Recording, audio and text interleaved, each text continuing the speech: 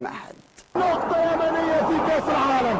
هي أول وآخر نقطة عالمية إلى الآن في سجل كرة القدم اليمنية، عندما حققت ببطولة كأس العالم للناشئين في فنلندا بأقدام ذهبية عزفت أجمل سيمفونيات كرة القدم على المستطيل الأخضر، حتى تركت بصمة خالدة في ذاكرة المتابعين.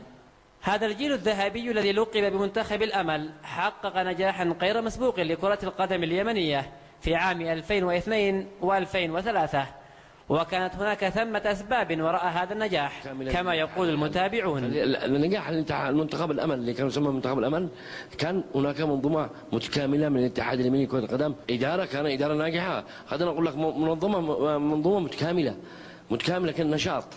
يغيب رئيس الاتحاد في أعمال لجان الاتحاد كلهم بنشاط. إن تذكرت الجماهير اليمنية هذا الجيل اعتصرها الألم لزمانهم، خصوصا وهم يشاهدون المنتخب الأول مستمرا في تقديم صورته الباهتة، حتى صار المتابعون يتساءلون: وين لعيبة كأس العالم؟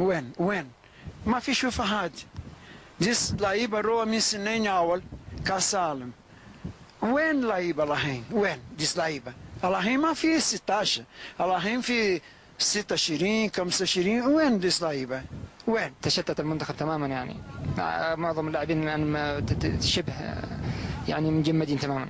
مجموعة قليلة فقط اللي هي مستمرة في المنتخبات الوطنية، مثل أكرم الورافي، أكرم الصلوي، أعتقد محمد إبراهيم عياش فقط. تم تصعيد بعض اللاعبين للمنتخب الأول، في بعض اللاعبين حصلتهم إصابات، في بعض اللاعبين فكروا في إنهم يشافوا من الرياضة اللي ما توصلهمش للمكان اللي هم يطمحوا لها، فاضطروا بعضهم للغربة. صعدنا إلى منتخب الأول في فترة وجيزة بعد رجوعنا من منتخب الناشئين، فما كانت هناك خطة استراتيجية على أساس أنه بناء صح. تزخر الساحة الرياضية اليمنية بالعديد من المواهب الإبداعية التي تحتاج إلى اكتشاف وتنمية وإعداد لنحصل على تشكيلة كتلك التشكيلة التي اكتشفها الألماني سبيتلر في 2002. صفوان النمري، أحوال الرياضة.